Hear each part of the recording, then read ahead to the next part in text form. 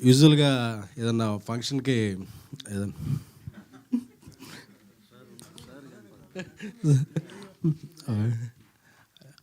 ఏదన్నా ఫంక్షన్కి మనం ఇన్వైట్ చేస్తారు.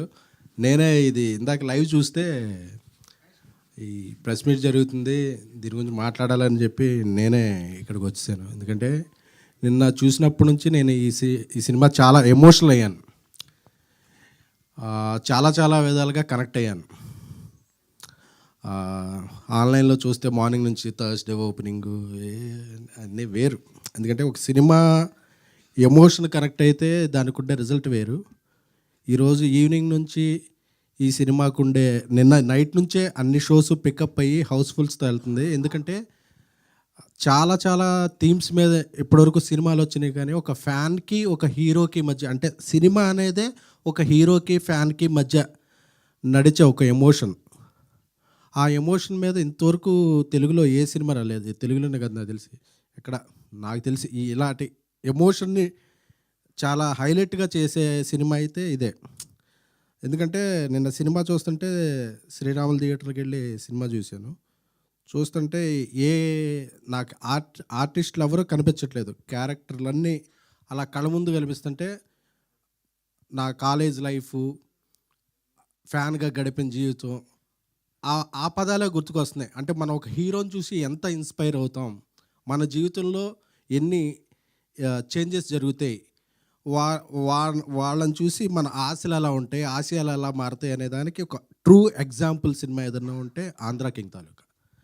ఎందుకంటే ఉపేంద్ర గారి ఆ స్క్రీన్ ప్రెజెన్స్ అంటారు కదా, ఆ screen presence, he lit the frame. Every frame ఆయన కనిపిస్తుంటే అసలు మనం లీనమైపోతున్నాం. అంటే he's the perfect apt character. అంటే కొన్ని క్యారెక్టర్లు కొంతమంది కోసం పుడతాయి. నాకు తెలిసి మహేష్ ఆయన కోసం రాసుకున్నాడు, ఆయనే ప్రతి ఫ్రేమ్లో కనిపించారు అన్నట్టు ఉపేంద్ర సార్ని చూస్తే నాకు, ఎందుకంటే ఎన్నో, అంటే కల్ట్ అనే సినిమా పదానికే ఒక స్పెల్లింగు, అబ్రివేషను, ఆల్టర్నేటివ్ ఏమైనా ఉంది అంటే డిక్షనరీలో అది ఉపేంద్ర గారు. సో చాలా చాలా ఇన్స్పైరింగ్గా అనిపించింది. అలాగే ఎనర్జీ రామ్ గారు అంటేనే ఎనర్జీ. చాలా సీన్స్లో ఆయన ఎనర్జీని కూడా టోన్ డౌన్ చేసి ఒక ఫ్యాన్గా ఒదిగిపోయి ఎక్కడ హైప్ చేయాలో అక్కడ చేసి చూస్తుంటే అసలు మనల్ని మనం చూసుకున్నట్టుందంటే సింగిల్ స్క్రీన్లో ఫ్యాన్స్ అందరూ కూడా ప్రతి సీన్కి ప్రతి డైలాగ్ అండి.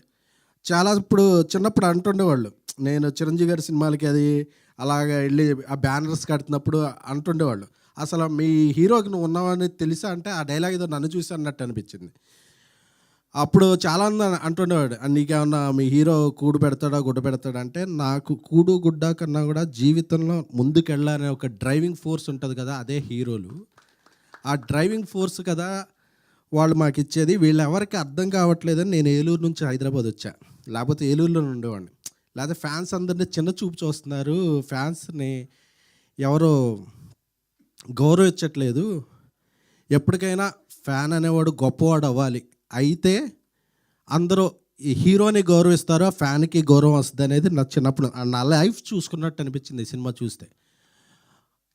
అందుకే నేను జర్నలిస్ట్ అయ్యాను, ప్రొడ్యూసర్ అయ్యాను, వాట్ ఎవర్. ఏమైనా సరే నేను నమ్మిన నా హీరో గౌరవం తీసుకురావాలనేదే అభిమానిగా నా ఇది. సో ఈ సినిమా చూసుకుంటే నా జీవితం. అలాగే చిరంజీవి గారు అవ్వచ్చు, బాలకృష్ణ గారు అవ్వచ్చు, ప్రభాస్ గారు అవ్వచ్చు, తారక్ గారు అవ్వచ్చు, మహేష్ బాబు గారు అవ్వచ్చు, అల్లు అర్జున్ గారు అవ్వచ్చు, ఇంకా ఎంతోమంది హీరోలు. ఎవరి అయినా సరే హీరోలు అందరూ కూడా ఇన్స్పైర్ అయ్యేది. ఎవరి ఫ్యాన్ అయినా సరే మనం ఏమీ ఆశించకుండా ఆ హీరో బాగుండాలి, మనం ఎవరో వాళ్ళకి తెలిసినా తెలియకపోయినా ఇదొక ప్రపంచంలో తల్లి తండ్రికి ఒక బ్లడ్ రిలేషన్ ఉంటుంది. ఏ రిలేషను లేకుండా జీవితాంతం ఉండే రిలేషన్ ఏదంటే ఒక హీరోకే ఒక అభిమానికి మధ్య ఉండే రిలేషన్ మాత్రమే. అలాంటి రిలేషన్, గొప్ప రిలేషన్ని ఈ సినిమాలో చూపించిన గొప్ప గొప్ప సీన్లకి ఎవ్రీ ఫ్యాన్ కనెక్ట్ అవుతారు. మహేష్ గారికి నాకు ఆయన ముందు నుంచి తెలుసు, ఆయన రాసిన కథకి చాలా చాలా హ్యాట్స్ ఆఫ్. ఆయన తీసిన విధానాన్ని, సంగీత దర్శకులు మంచి మ్యూజిక్ అందించారు. మైత్రి మూవీస్ చాలా కథాబలం ఉన్న సినిమాలను ఎప్పుడు నమ్మి వాళ్ళు తీసే సినిమాలు ఎప్పుడు, ఎందుకు వాళ్ళ సక్సెస్ రేట్ ఇండియాలో నెంబర్ 1 ప్రొడ్యూసర్లు అంటే వేరియస్ జోనర్లు, వేరియస్ కథలకి, ఇలాంటి కథలకు బలం ఇస్తారు. ఎందుకంటే ఓవర్సీస్లో ఇక్కడ ఏదో జరిగిపోతుందని కాదు, ఓవర్సీస్లో కూడా ప్రీమియర్లకి వెళ్ళి ప్రమోషన్ చేస్తున్నారంటే అదొక మైత్రి మూవీస్ వల్లే సాధ్యమైంది. సో ఇంత గొప్ప సినిమాని అందరూ చూడాలి, తెలుగు వాళ్ళందరూ చూడాలి, ప్రతి ఫ్యాను కనెక్ట్ అవ్వాలి. ఇంత మంచి సినిమాని అందించిన రామ్ గారికి, అలాగే ఉపేంద్ర గారు కొంతకాలం గ్యాప్ తర్వాత తెలుగులో యాక్ట్ చేశారు. ఉపేంద్ర గారికి ఆయనకి నేను పెద్ద ఫ్యాన్, మీకు తెలుసు. So love you sir. ఈ సినిమా ఇంకా ఇంకా కలెక్షన్లో ప్రతి షోకి పెరిగి అందరి ఫ్యాన్స్ అభినందనలతో ఆశీస్సులతో ఈ సినిమా పెద్ద విజయం సాధించి అభిమానులకి, ఇలాంటి అభిమానులు ఉన్న హీరోలకి అందరికీ పేరు తెచ్చి ఈ ఒక ల్యాండ్ మార్క్ అవ్వాలని కోరుకుంటున్నాను. Thank you so much.